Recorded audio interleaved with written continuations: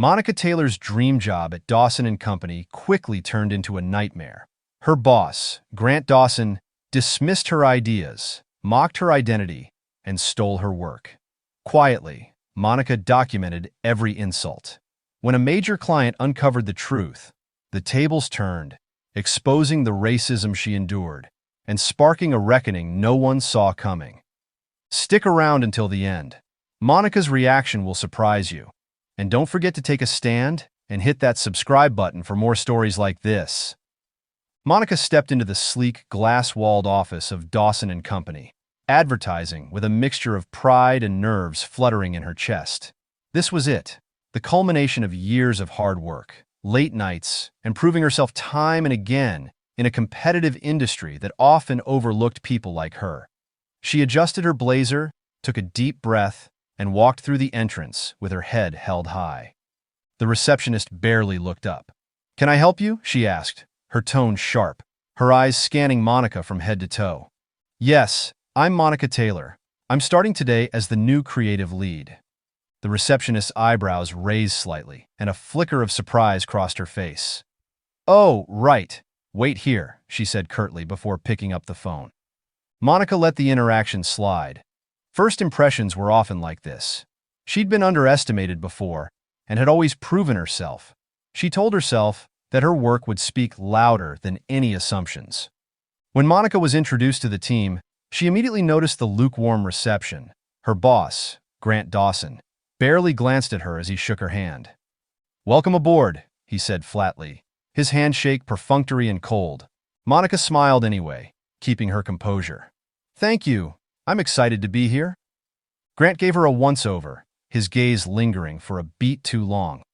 "I'm sure you are," he said, before turning to address the room. The team members, predominantly white and well-dressed, stared at Monica with a mix of polite disinterest and veiled curiosity. She could feel their eyes lingering on her as she introduced herself, each one seeming to silently assess whether she truly belonged here. "Let's get to work," Grant said abruptly, cutting her introduction short. "We have a lot to do." Monica's first project was for Eterna Beauty, a cosmetics brand launching a new line of inclusive makeup products. From the moment she read the brief, she was excited. Finally, a campaign with a meaningful message, celebrating diversity and representing all skin tones and body types. She poured herself into the work, brainstorming creative ideas late into the night. When the time came to present her concepts to the team, she walked into the conference room armed with vibrant storyboards, model portfolios, and a clear vision.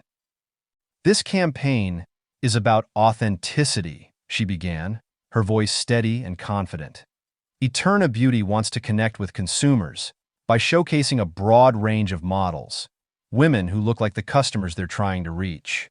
Representation matters, and this campaign is a chance to celebrate that."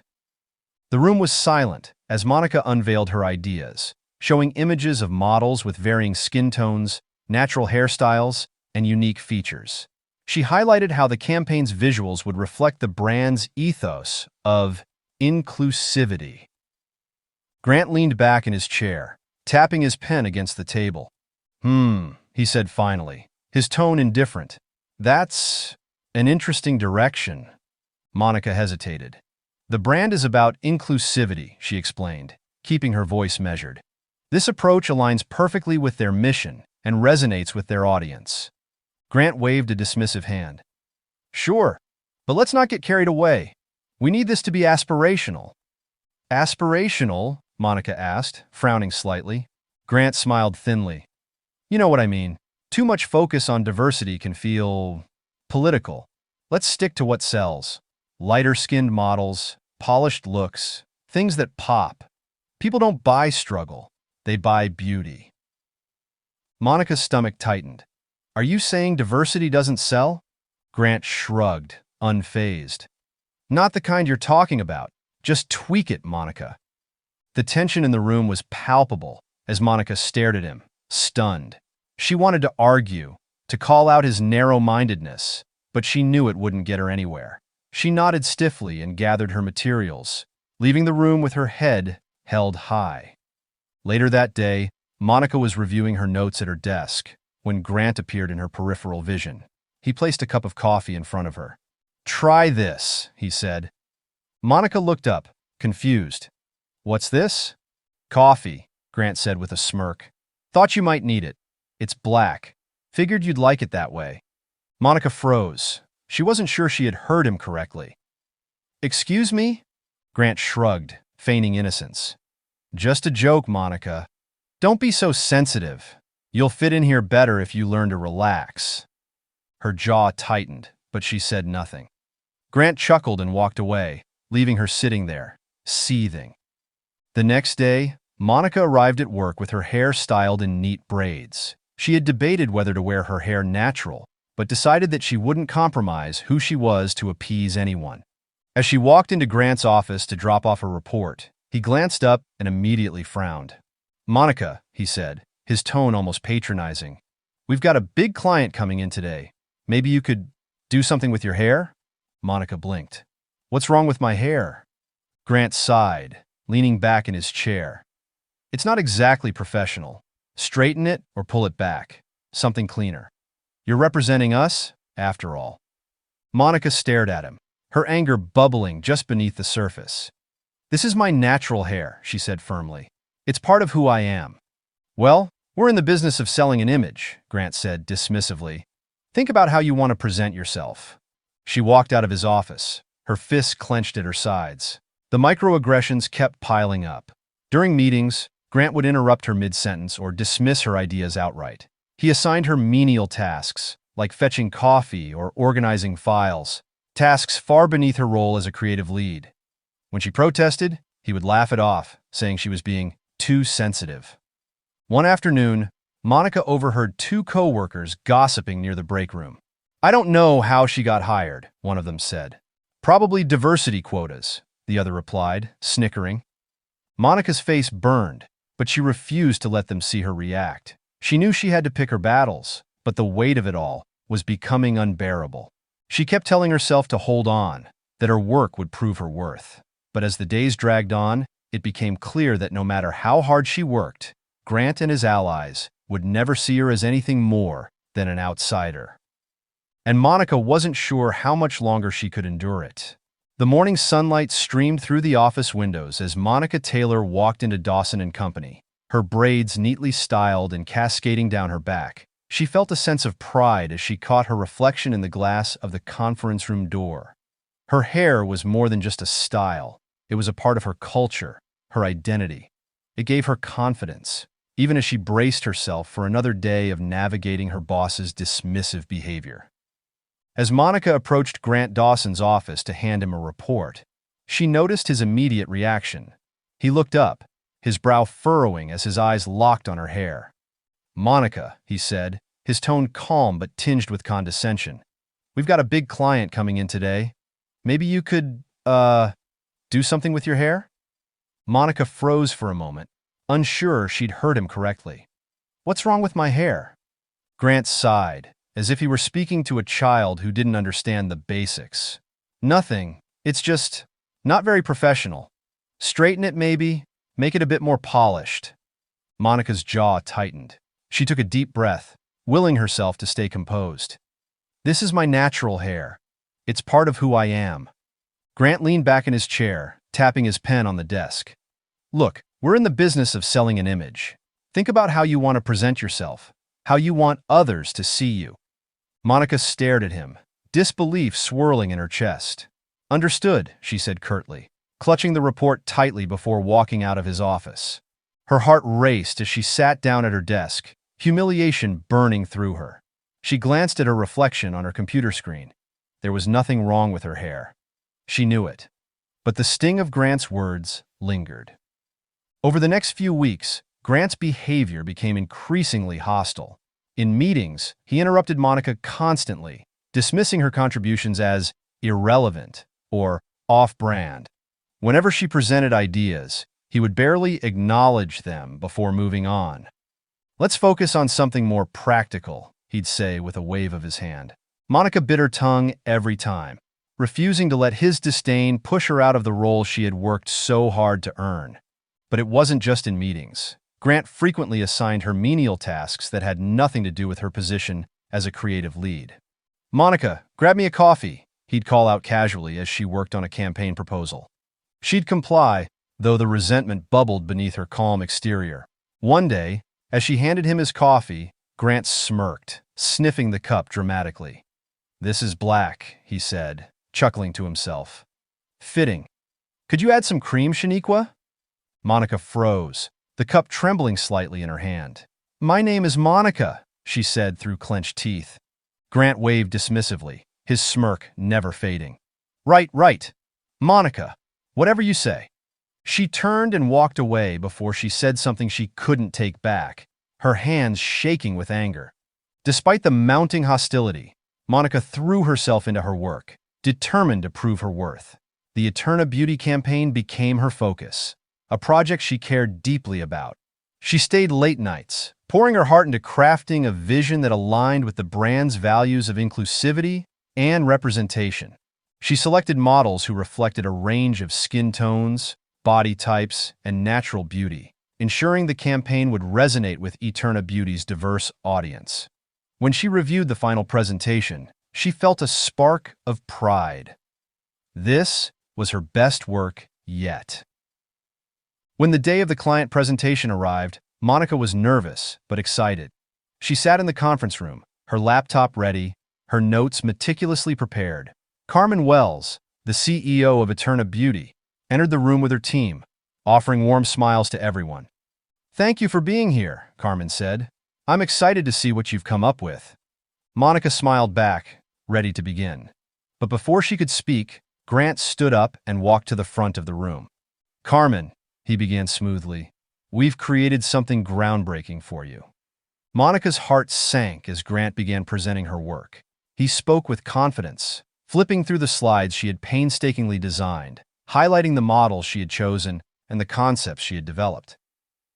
"This reflects our commitment to inclusivity," Grant said, smiling smugly. Monica sat frozen, disbelief and anger swirling inside her. He didn't so much as glance in her direction as he took credit for everything she had done. When the presentation ended, Carmen nodded approvingly. "This is fantastic," she said. "Exactly what we were hoping for." Grant grinned. "We're glad you like it." As the clients left, Monica remained seated, staring at the empty screen where her work had been displayed. Her hands were clenched into fists under the table. After everyone cleared out, she stormed into Grant's office. "You stole my work," she said, her voice trembling with anger. Grant looked up from his desk, his expression bored. "What are you talking about?" "The campaign," Monica said, her voice rising. "You took my ideas and presented them as your own." Grant shrugged, leaning back in his chair. "I'm the director. Everything that comes out of this department is mine." Monica's jaw dropped. "You can't just take credit for my work." Grant leaned forward, his eyes narrowing. "Listen, Monica, life's not fair. Get used to it. If you can't handle how things work here, maybe this isn't the right place for you." The words hit her like a slap. Monica turned and walked out of his office, tears of frustration stinging her eyes. She wanted to scream, to quit, to tell everyone what kind of person Grant Dawson really was. But she didn't. Not yet. Monica knew she needed this job. For now. But she also knew she wouldn't let Grant get away with this. This wasn't over. The office felt colder than usual as Monica Taylor settled into her desk the morning after the stolen presentation. She stared at her computer screen, but the memory of Grant's smug grin as he took credit for her work played over and over in her mind. The humiliation had left her raw, but anger burned brighter than shame. She knew she couldn't let Grant get away with it. That afternoon, Monica began documenting everything she could recall about her interactions with Grant. She created a folder on her personal drive and filled it with detailed notes about his demeaning comments, unfair treatment, and the constant dismissals of her ideas. She included the way he mocked her hair, assigned her menial tasks, and, most importantly, how he had stolen her presentation for the Eterna Beauty campaign. Monica didn't stop there. She began discreetly recording conversations during meetings, capturing Grant's condescending tone and inappropriate remarks. Each time he interrupted her or belittled her in front of the team, she added it to her growing archive of evidence. It wasn't long before she realized she wasn't the only one who had noticed Grant's behavior. One afternoon, she approached Sophia Morales, a junior designer who had always been kind to her. "Sophia," Monica said carefully, "can I ask you something?" Sophia looked up from her sketches. "Of course. What's up?" Monica hesitated for a moment, then said, "Have you ever noticed how Grant treats me?" Sophia's expression shifted. "Honestly? Yes. It's hard not to notice. He's harder on you than anyone else." "Would you be willing to back me up if I ever needed to report it?" Monica asked, her voice steady but hopeful. Sophia nodded without hesitation. "Absolutely. What he's doing isn't right." With Sophia's support and statements from two other colleagues who had witnessed Grant's behavior, Monica's case grew stronger. But she knew the most impactful step would involve reaching out to the client. It was risky.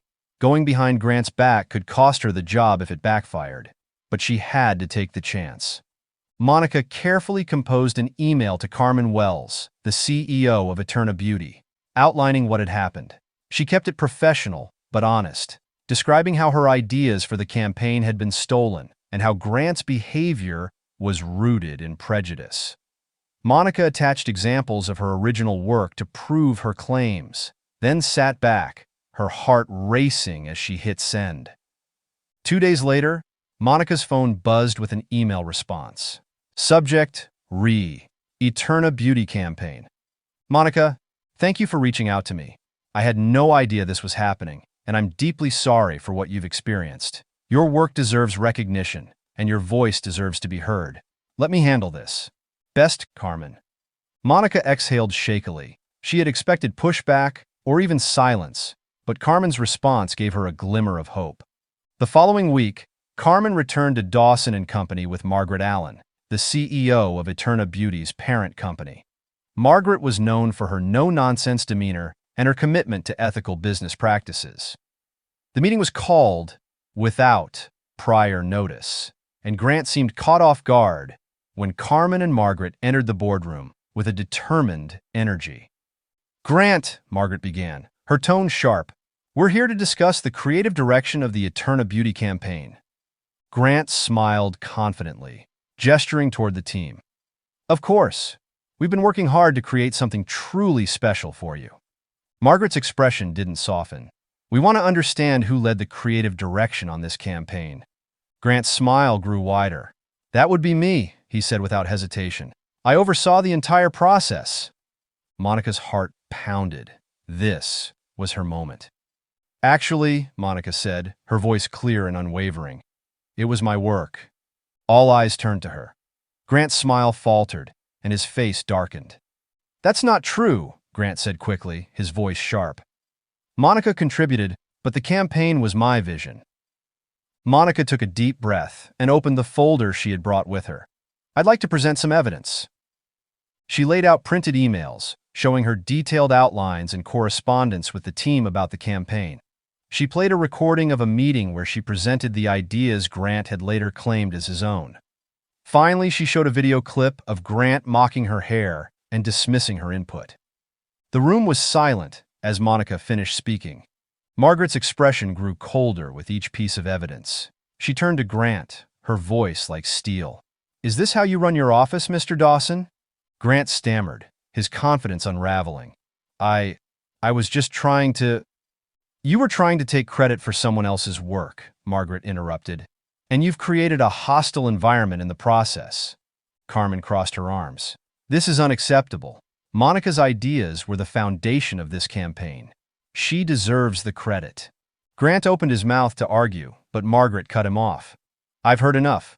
We'll be addressing this immediately." The fallout was swift. By the end of the day, Grant Dawson was fired and escorted out of the building. The news spread quickly through the office, leaving his stunned employees whispering in shock. His reputation was destroyed, and his career in advertising was effectively over. Amber, Grant's closest ally in the office, resigned soon after, unable to escape her complicity in enabling his behavior. As for Monica, her bravery and professionalism did not go unnoticed. Carmen and Margaret offered her a new role, head of diversity and inclusion at Eterna Beauty's parent company. "We need someone who truly understands the importance of representation," Margaret said. "Your work speaks for itself." Monica accepted, her heart swelling with pride and determination. Months later, Monica stood on the set of her first campaign in her new role. The room buzzed with energy as models of all skin tones, body types, and natural styles posed for the cameras. The atmosphere was electric, filled with creativity and collaboration. As Monica watched the shoot unfold, Carmen approached her, a warm smile on her face. "You did it," Carmen said. "This is everything we hoped for." Monica shook her head, her own smile soft but full of pride. "We did it," she replied. She thought back to the journey that had brought her here, the humiliation, the anger, the fight to be heard. It hadn't been easy, but she had turned her pain into purpose. As the shoot wrapped up, Monica took a moment to reflect. She knew this was only the beginning. The work of creating inclusive spaces and empowering others would continue, and she was ready to lead the way. Standing tall, Monica felt a deep sense of fulfillment. She had reclaimed her voice, her power, and her vision. And in doing so, she had created a legacy of change that would inspire others to do the same. If you enjoyed this story, please consider subscribing. I put a lot of time into crafting these heartfelt narratives, and your support means the world. Thank you for being part of this journey.